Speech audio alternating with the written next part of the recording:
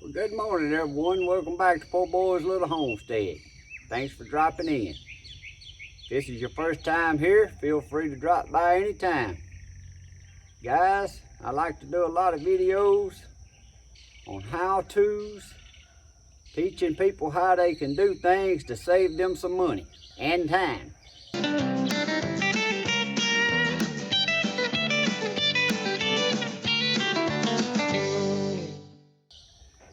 Today I'm going to be showing you how you can plug your own tire when you have a flat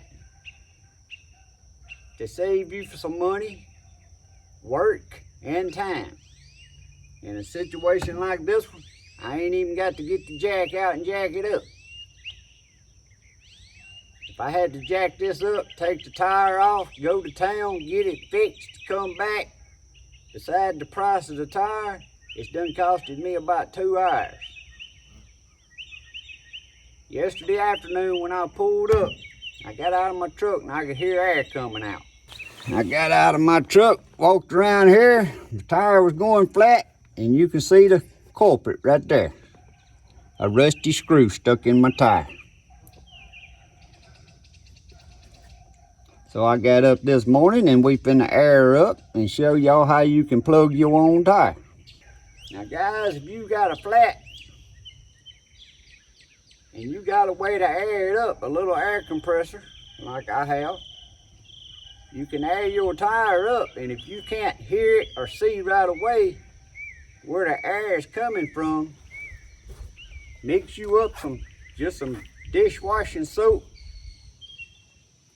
In here I had Dawn dishwashing soap and water. Shake it up real good and go to spraying it on your tire after you air it up. And it'll start making bubbles wherever that air is coming out. Sometimes it'll be something in your tire, sometimes something stuck in your tire and then come back out, so it'll just be a little hole there. But it ain't a hole big enough you're gonna see without using soap and water, unless the nail, the screw. I have found a piece of bone, I guess we'll run over a dead animal. Sometimes little sharp rocks poke through. It'll be a rock still stuck in your tire. If you go to town, you can get these little tire repair kits. Walmart sells them. You can order them on Amazon. Just about any parts store has these little repair kits. And this one here, I try to keep one in each vehicle and in my side by side. And this one here has been in my side by side, hadn't even been opened yet.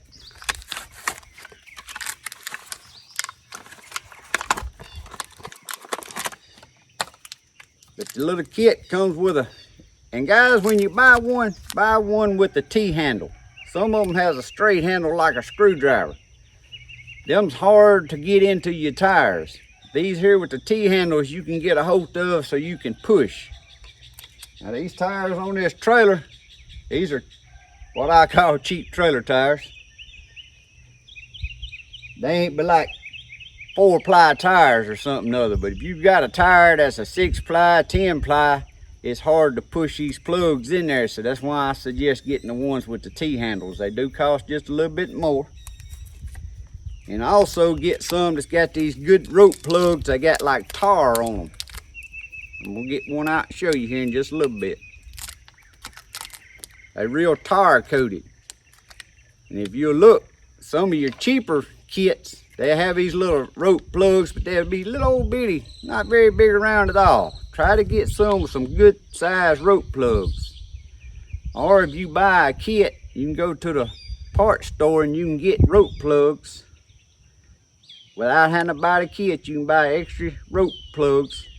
And at the parts houses, they usually the good ones, bigger round, good tar, I don't know, I'm calling it tar coated.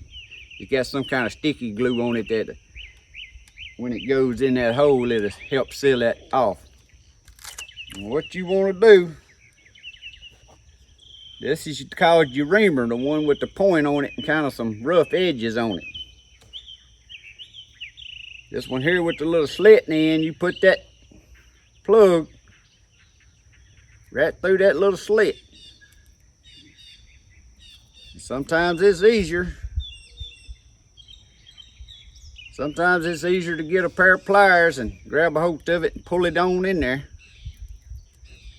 And you center it up just like that.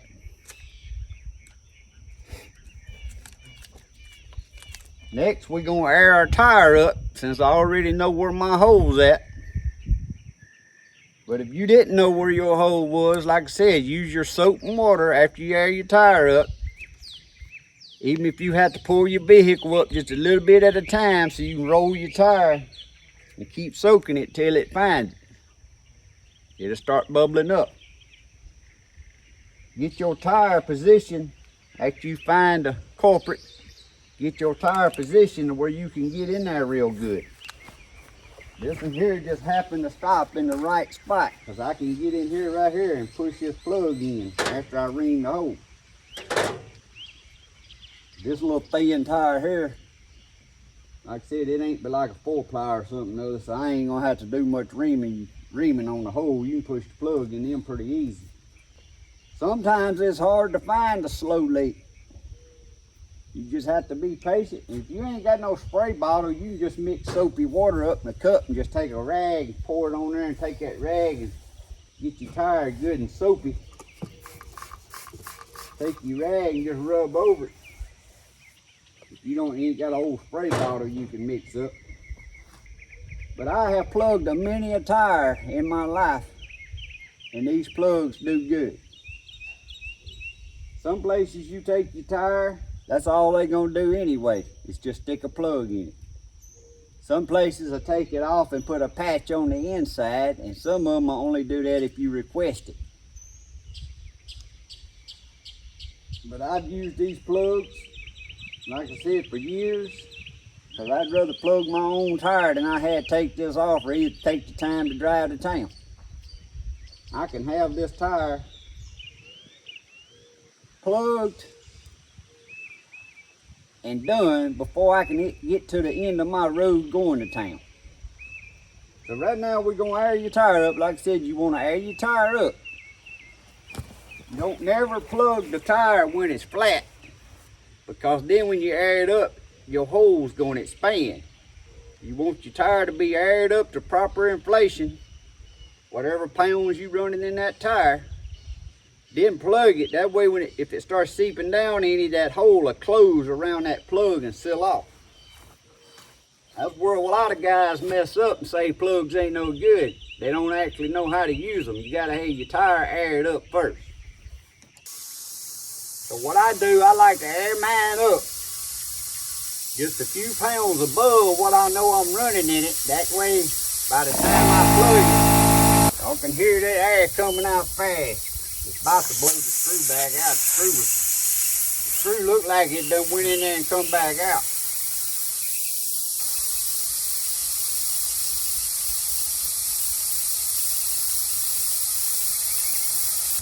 I'm gonna try to get y'all over here close.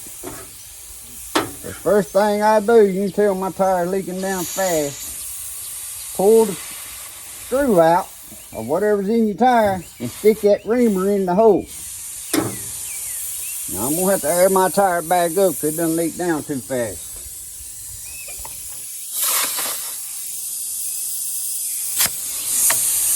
And sometimes you want to ream that hole. If you want like a 10-ply tire, just sit there and ream it out. Have your plug in your hand ready like this, and when you pull that out, stick your plug in. And the most important thing is don't shove it all the way in. If you do, it's going to go all the way through inside your tire. Leave it sticking out about a good 1/4 of an inch. 3/8 ain't going to hurt.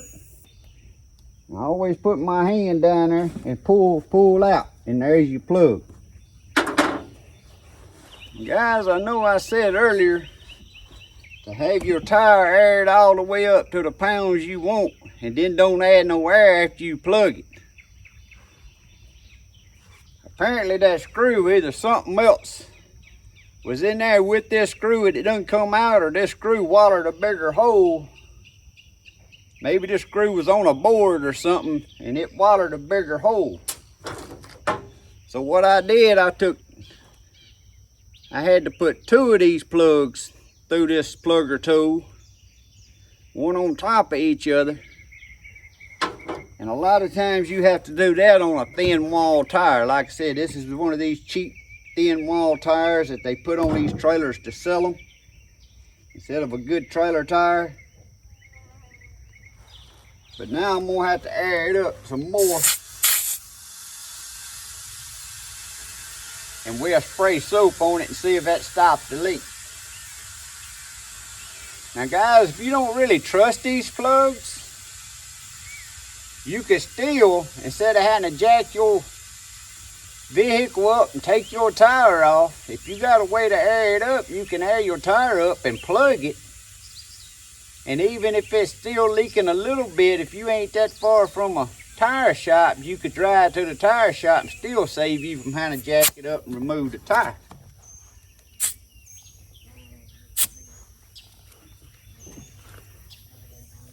I ain't never had no issues with them.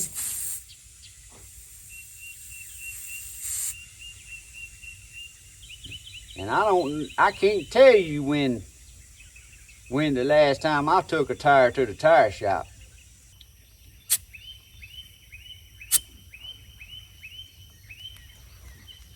But we aired up. I'm gonna soap her down.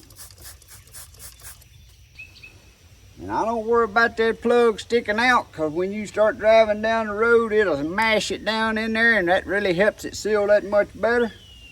Looks like everything's good here. So I'm good to go. But again, like my suggestion, if you buy these, get you ones with the T-handles here. Pay a little more. Actually, the ones the parts houses sell are better quality than the ones that they sell at Walmart.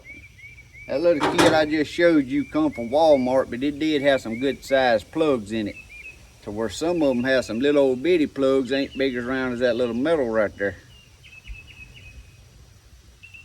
But I try to keep one of these in every vehicle. And I keep me a little pump that runs off of the cigarette lighter in my truck. Now this one here, I couldn't have got aired up with that little pump because it was leaking air so fast.